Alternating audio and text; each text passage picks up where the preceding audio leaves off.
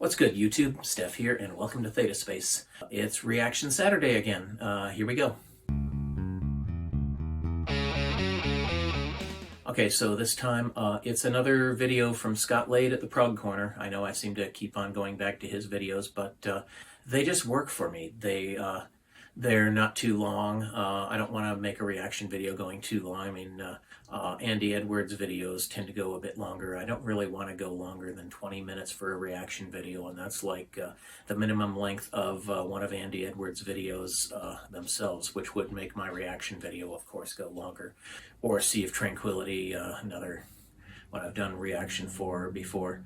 Anyway, I saw this one. It's a couple of years old. It was put up on February 1st, 2022. It's upon further review, Tormato. That would be the Yes album, Tormato, from I think 79, was it? It's an album that I hold in very low regard. I think it's the crappiest album they ever made. Although I really haven't heard anything post 90125. Except for the Keys to Ascension material, which is not good, but not as dire as what's on Tormato. Here his description says, "We take another look at progressive rock band Yes and their difficult 9th album, Tormato. Peaking at number 10 on the US album charts. It was their first to be certified platinum. Weird." I actually hadn't planned on ever listening to the album ever again.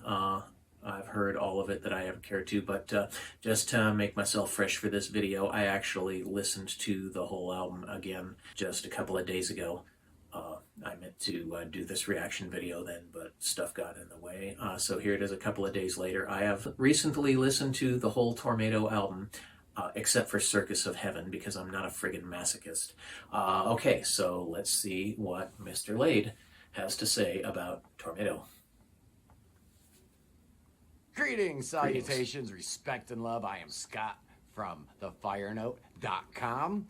And I am hanging out in the Prog Corner, and today we are going to be talking about my favorite band and one of my least favorite albums from them. Well, at least traditionally, historically, it's been one of my least favorite albums from the band. Upon its release in 1978, I was so disgusted that I actually turned in my Yes fandom card. I dropped out. I was not a Yes fan anymore after that. That was a silly band. I was 16 years old. I never became not a Yes fan, but I never liked that. Over the years, my opinion about this album has certainly softened. It has changed. It's not nearly as horrible as I thought it was. And I'm sure there's a lot of people out there who still harbor that opinion about this record. It's just not as good as its predecessor. I mean, Going for the One was even Going for the One is one of my favorite albums. The vibes were cool. Rick was back in the band. Everybody was feeling it. They came out with a really nice record. They did a good tour. So now they're coming back for album number 9, and this would be the second album in a row with Rick Wakeman back in the band. I like the Drama shirt. Drama was a far better album than Tormato. Although he began the session. I really like Drama, actually. Talk about that in a minute. And it's the second album in a row without Roger Dean's terrific artwork, which adorns the album covers behind me. But is it really a bad record? Yes, well, yes it is. There's a couple things about Tormato that are very obvious. First of all, there's no long songs. There's no Awaken. Nothing like that. That's not a crime. Silent Wings of Freedom is the longest song on the album. It's only like 7.5. But the overall sound was so different on this thing. Rick Wakeman started using some of these new keyboards that he had invested in, the Polymoog and the Birotron. They sound weird. They don't sound great. Yeah. Chris Squire was using a Rickenbacker harmonizer, so his bass sound is completely different. I don't mind the production and they were working on something called automatic doubling on Alan's drums. So much. That doesn't really work that well. They sound funny.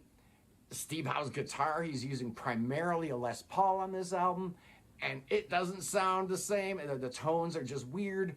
Well, being self-produced, Steve Howe never, as Pete Pardo has pointed out, Steve Howe never really had great tone until the Drama album. And I'm sure a lot of that happened.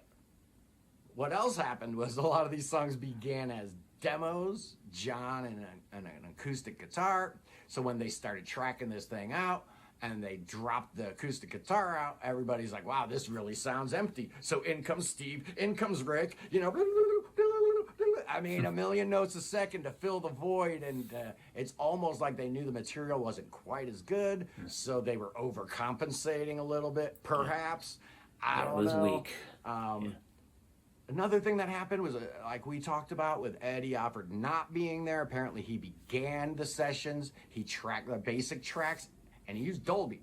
But the engineers who came in after him were unaware of this, and as a result, the sound is very muddy, and it's just yet one of a plethora of reasons why Tormato is, you know, really frowned upon in the Yes community and in the Prog community as a whole. But I want to do a recap of this thing, because upon further review, Tormato isn't really that bad. Oh, I know, do tell. It really isn't. The album cover is terrible. I'm dubious, but I'm listening. I mean, this went through a few different permutations. Originally, the band was going to call this the 11th Illusion, which is weird, being that it's their 9th album. They were also going to do 2 parts to it. This would be part 1. Part 2 is going to be recorded in Barbados. John and Rick wanted to record this in Switzerland, where they recorded Going for the One. Yeah. Steve and Chris wanted to stay in the UK, to that church organ, closer to home. Alan White, as usual, broke the tie, and they ended up recording half of this at Vision and the other half at RAK. The first time Yes had ever used multiple studios. And the net result is this thing right here, Tormato. Let's dive in a little deeper into these tracks and see where there is value, because there really is. There's actually some good stuff on here. Really? Side 1, apart from Madrigal, I don't starts out think with any The Future Times Rejoice. Good. I really like that track. I think it's got a nice uplifting feel to it. John's voice sounds great. There's a lot of those weird sounds that we talked about, but it's still they sound good and they play well, but I just think the song is crap. The single comes up next, Don't Kill the Whale. Yeah. Not 100% no use for that song. In love Didn't like it on Yes shows, like it even less on plotting, Tormato. And it's not bad. Madrigal comes next, which is a really nice Rick Wakeman, John Anderson I think that's song. the only decent song really on the pretty, album. And I like that. But it's Release that ends side 1. Yeah. I love that song. I love the drum solo. I love the fake crowd noise. I just think it's a lot of fun. Yeah. Obviously, this is 78. You've got the Ramones. You've got all these bands out there. Release Clash, reminds the me. Cars, the Jam, Anderson, Bruford, Wakeman, and Howe. Talking Heads. All these bands are doing all this really fun, interesting Or as the music. Dead Milkman called it, Anderson, Walkman, Buttholes, and Howe. Obviously paying attention a little bit, right? Just Side 2 begins with Arriving UFO, and Rick really Wakeman does song. This weird... not the worst. Alien soundscapes, which I guess John Anderson had just watched Close Encounters of the Third Kind and came up with these weird, alien-esque music and the lyrics to go with. It's just weird. It's all right, though. I really do enjoy it.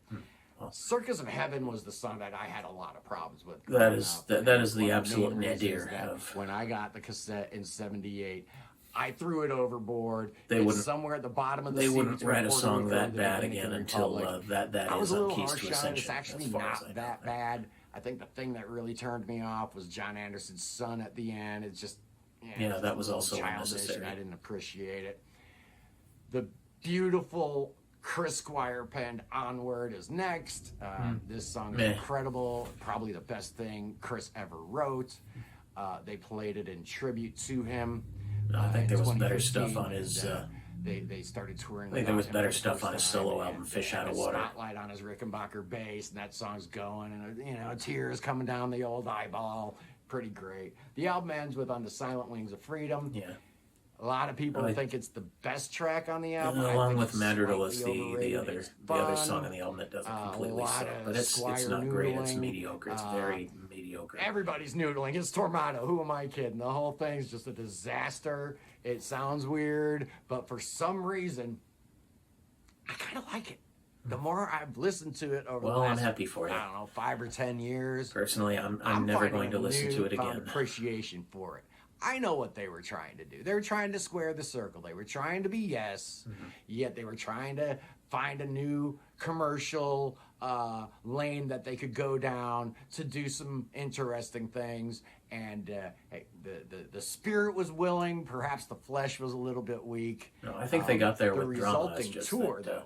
Anderson and Wakeman weren't around for it. The round tour, 1978, 1979.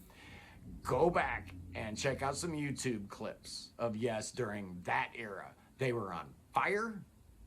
Yeah, Tormato's not their best album, but the tour associated with the album was probably their best tour. Yeah, there's some great stories about how Tormato, the stage is round and it's turning around, right? So how did the band get on stage? Well, they had these from that tour tube that they would go through and then up, and so I guess the roadies would sometimes take that tube and take them out to the parking lot, so the band would be thinking they're going up on stage, and hey, where is everybody?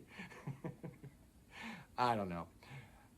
That was obviously the last hurrah of the classic era. The division between the band was just getting worse and worse. They were going to be breaking up very soon after this. They tried to do another album in Paris, as everyone knows, the aborted Paris sessions, and then Yes was just no more. We know that wouldn't last because, drama was only a couple years away, and that's the album to listen to. They were able to kind of reinvent themselves in the 80s with Owner of a Lonely Heart and all that. We know that story, but we're talking about it. Tormato. And upon further review, Tormato is not a bad record. It gets a bad rap, and the problem with Tormato primarily is Going for the One, Relayer, Tales from Topographic Oceans, Close to the Edge, Fragile, and the Yes album. If those 6 albums had never existed, we'd be talking about Tormato in a whole different way. Weak songwriting. By comparison, it pales, and that's obvious. But I really like it, and I hope this is going to inspire somebody to get out there and listen to the record with a fresh set of eyes. It's actually pretty damn good. Anyway, I am Scott. No, sorry, Scott. I gave it a fair chance a couple of days ago. I listened. Tried to be non-judgmental, but it just didn't make it for me. No, it just was not hitting. That's all I can say. Yeah, like I said, worst songs, Circus of Heaven, Arriving UFO, Release. Those 3 just need to die in a fire. Future Times Rejoice, not all that good. Onward, not all that good. Silent Wings of Freedom, meh, passable. Madrigal is the only good song on the record. That's all I really got to say. What do you think? Let me know in the comments. Also, please smash like if you up and hit that subscribe button and notification bell. They don't cost anything. I'll be back on Wednesday with something, and on Saturday with another review. Steph out. Peace.